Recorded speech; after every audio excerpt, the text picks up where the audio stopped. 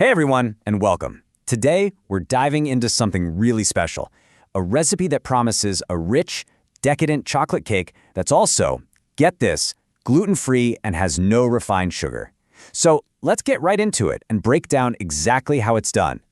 So let me ask you this. Have you ever had that intense craving for a rich slice of chocolate cake, but you held back because you're trying to avoid gluten or refined sugar? Yeah, I think we've all been there.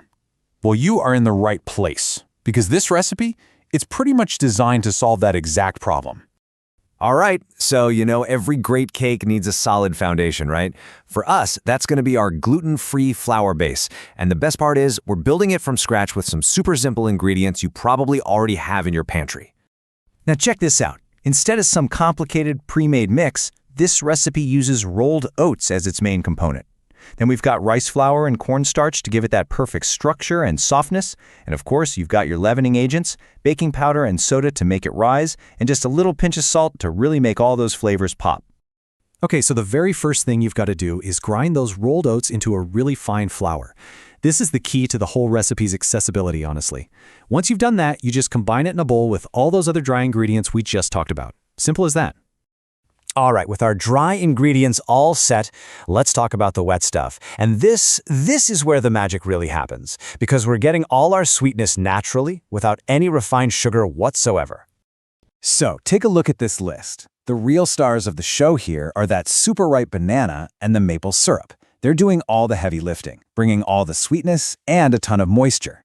Then we've got a little oil, any kind of milk you like, 3 eggs for structure, and of course, that all-important cocoa powder for that deep, rich chocolate flavor we're all here for.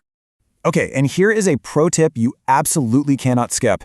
You have to separate the egg yolks and whites. Don't just crack them all into the bowl together. This tiny little step, I promise you, is the secret to getting that perfect texture we're after.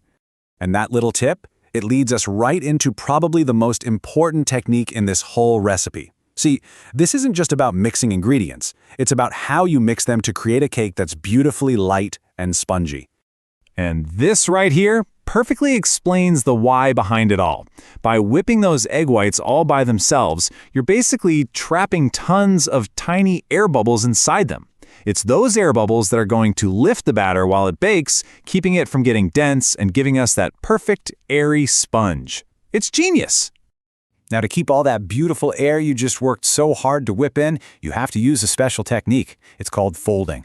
Instead of stirring like crazy, no, that would knock all the air out. You gently slice your spatula down the middle, scrape it along the bottom of the bowl, and just fold the batter over itself. It's a really slow, deliberate motion that keeps everything light and fluffy.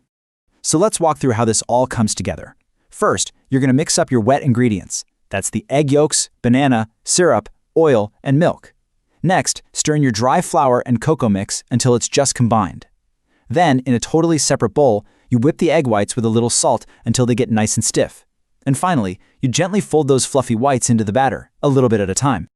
And just like that, our batter is ready. So now, we're heading into the final stage, baking this beauty and giving it those delicious finishing touches. First things first, let's get that oven preheated. We're aiming for a pretty moderate temperature here, about 160 degrees Celsius or 320 Fahrenheit. We don't want it too hot because that's what allows the cake to bake nice and evenly without burning on the outside. Go ahead and pour that batter into a 17 centimeter, that's about a 6.7-inch pan. It's going to need to bake for around 45 to 50 minutes. The best way to check if it's done, just stick a toothpick right in the center, and if it comes out clean, you are good to go. All right, listen up, because this next part requires some patience, but I promise you it is absolutely non-negotiable. You have to let that cake cool down completely. A warm cake is a fragile cake. If you try to slice it or frost it while it's still warm, it's just going to turn into a crumbly mess, and nobody wants that. So while our cake is cooling, let's talk about the cream. And you've got 2 amazing options here. If you want something a little lighter and tangier, go with the yogurt-based cream. But if you're feeling a richer, more traditional frosting, then the full-fat cream is the way to go. The other ingredients, the cream cheese, that melted dark chocolate and sweetener, are the same for both. So it really just depends on what you're in the mood for. Okay, it's time to assemble our masterpiece.